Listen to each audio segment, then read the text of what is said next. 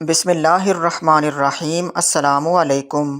رکانہ بن عبد یزید نامی ایک خوبصورت، بہادر اور ذہین مرد تھا۔ یہ عرب کا نامی گرامی پہلوان تھا۔ بہت سارے پہلوان آئے جنہیں اس نے ایک ہی داؤ میں پٹخ کر اٹھنے کے قابل نہ چھوڑا۔ وہ وحشی انسان تھا، صرف لڑنا مارنا جانتا تھا۔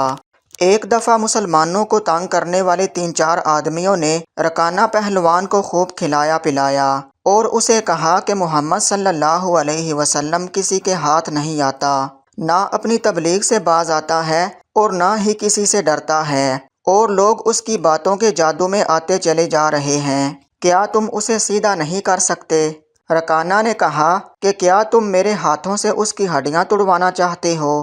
رکانہ نے بہت ہی بڑے تکبر لہجے میں کہا، لاؤ اسے میرے مقابلے پہ، لیکن وہ میرا نام سن کر مکے سے بھاگ جائے گا۔ نہیں نہیں، میں اس کے ساتھ لڑنا بھی توہین سمجھتا ہوں۔ اس نے اکسانے والے آدمیوں کی بات نہ مانی۔ وہ کسی پہلوان کو اپنے برابر سمجھتا ہی نہیں تھا۔ مسلمانوں کے دشمن خاموش ہو گئے، لیکن سوچتے رہے کہ محمد کو رکانہ کے ہاتھوں گرا کر آپ صلی اللہ علیہ وسلم کا تماشا بنایا جائے۔ مکے کے یہودی خاص طور پر رسول کریم صلی اللہ علیہ وسلم کے دشمن تھے، لیکن وہ کھل کر میدان میں نہیں آتے تھے۔ وہ خوش تھے کہ اہل قریش آپس میں ایک دوسرے کے دشمن ہو گئے ہیں۔ انہیں پتہ چل گیا کہ قریش کے کچھ آدمیوں نے رکانہ پہلوان کو اکسایا ہے کہ وہ رسول کریم صلی اللہ علیہ وسلم کو کشتی کے لیے للکارے، لیکن وہ نہیں مان رہا۔ ایک روز رکانہ رات کے وقت ایک گلی سے گزر رہا تھا کہ اس کے قریب سے ایک بڑی حسین و جمیل لڑکی گزری۔ چاندنی رات میں لڑکی نے رکانہ کو پہچان لیا اور مسکرائی۔ رکانہ وحشی تھا، وہ رک گیا اور لڑکی کا راستہ روک لیا۔ کیا تم جانتی ہو کہ عورت مرد کی طرف دیکھ کر مسکراتی ہے تو اس کا کیا مطلب ہوتا ہے؟ رکانہ پہلوان نے پوچھا، کون ہو تم؟ اس کا مطلب ہوتا ہے کہ عورت اس مرد کو چاہتی ہے۔ اس نوجوان لڑکی نے جواب دیا، میں سبت بنت ارمن ہوں۔ او ہو، ارمن یہودی کی بیٹی؟ رکانہ نے کہا اور لڑکی کے کندھوں پر ہاتھ رکھ کر اسے اپنے قریب کر کے بولا، کیا میرا جسم تجھے اتنا اچھا لگتا ہے؟ اور کیا میری طاقت؟ تمہاری طاقت نے مجھے مایوس کر دیا۔ سبت نے اکتائے ہوئے لہجے میں کہا، تم محمد صلی اللہ علیہ وسلم سے ڈرتے ہو؟ کون کہتا ہے؟ رکانہ نے گرج کر پوچھا۔ سب کہتے ہیں۔ سبت نے کہا، پہلے محمد کو گراؤ، میں اپنا جسم تمہیں انعام میں دوں گی۔ اللہ کے بیٹوں اور بیٹیوں کی قسم، تیری بات پوری کر کے تیرے سامنے آؤں گا۔ رکانہ نے کہا، لیکن تو نے غلط سنا ہے کہ میں محمد سے ڈرتا ہوں۔ بات یہ ہے کہ اپنے سے کمزور سے لڑنا میں اپنی توہین سمجھتا ہوں، لیکن تیری بات پوری کروں گا۔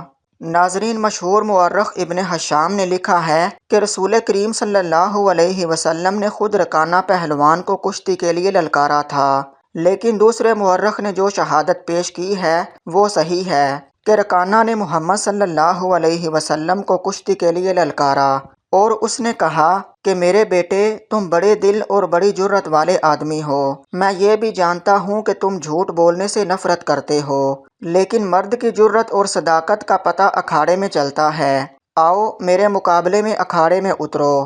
اگر مجھے گرا لو تو میں تمہیں اللہ کا بھیجا ہوا نبی مان لوں گا، اللہ کی قسم تمہارا مذہب قبول کر لوں گا، لیکن یہ ایک بھتیجے اور چچا کی کشتی نہیں ہوگی۔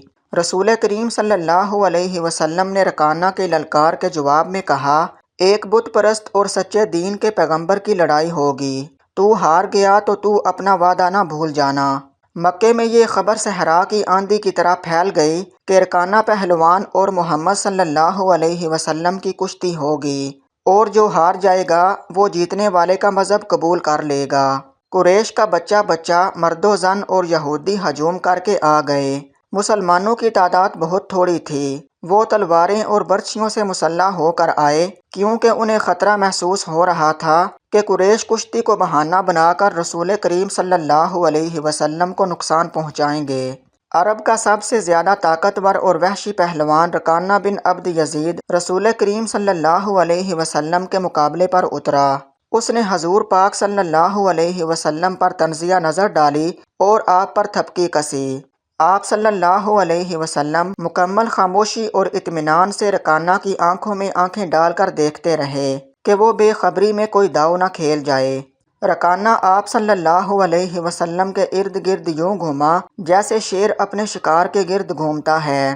ہجوم رسول کریم صلی اللہ علیہ وسلم کا مذاق اڑا رہا تھا۔ مسلمان خاموش تھے، وہ دل ہی دل میں اللہ کو یاد کر رہے تھے۔ انہوں نے اپنی تلواروں کے دستوں پر ہاتھ رکھے ہوئے تھے۔ پھر نہ جانے کیا ہوا کہ رسول کریم صلی اللہ علیہ وسلم نے کیا داؤ کھیلا۔ مورخ لکھتا ہے کہ آپ صلی اللہ علیہ وسلم نے رکانہ کو اٹھا کر زمین پر پٹخ دیا۔ رکانہ زخمی شیر کی طرح اٹھا اور آپ صلی اللہ علیہ وسلم پر حملہ آور ہوا۔ آپ صلی اللہ علیہ وسلم نے پھر وہی داؤ کھیلا اور اسے پٹخ دیا۔ وہ اٹھا تو آپ صلی اللہ علیہ وسلم نے اسے تیسری بار پھر پٹخا۔ بھاری بھرکم جسم 3 بار پٹخا تو کشتی جاری رکھنے کے قابل نہ رہا۔ رکانہ سر جھکا کر اکھاڑے سے نکل گیا۔ ہجوم پر سناٹا طاری ہو گیا اور مسلمان ننگی تلواریں اور برچیاں ہواؤں میں لہرا لہرا کر اور اچھال اچھال کر نعرے لگا رہے تھے۔ رکانہ، رسول کریم صلی اللہ علیہ وسلم نے للکار کر کہا، اپنا وعدہ پورا کر اور یہ اعلان کر کہ آج سے تو مسلمان ہے۔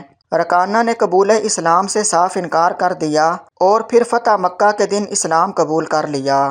بعض مورخین نے لکھا ہے کہ رکانہ نے کشتی والے دن ہی اسلام قبول کر لیا تھا اور کہا تھا کہ جس شخص نے مجھے ہرایا ہے یہ کوئی عام آدمی نہیں بلکہ یہ اللہ کا سچا نبی ہے۔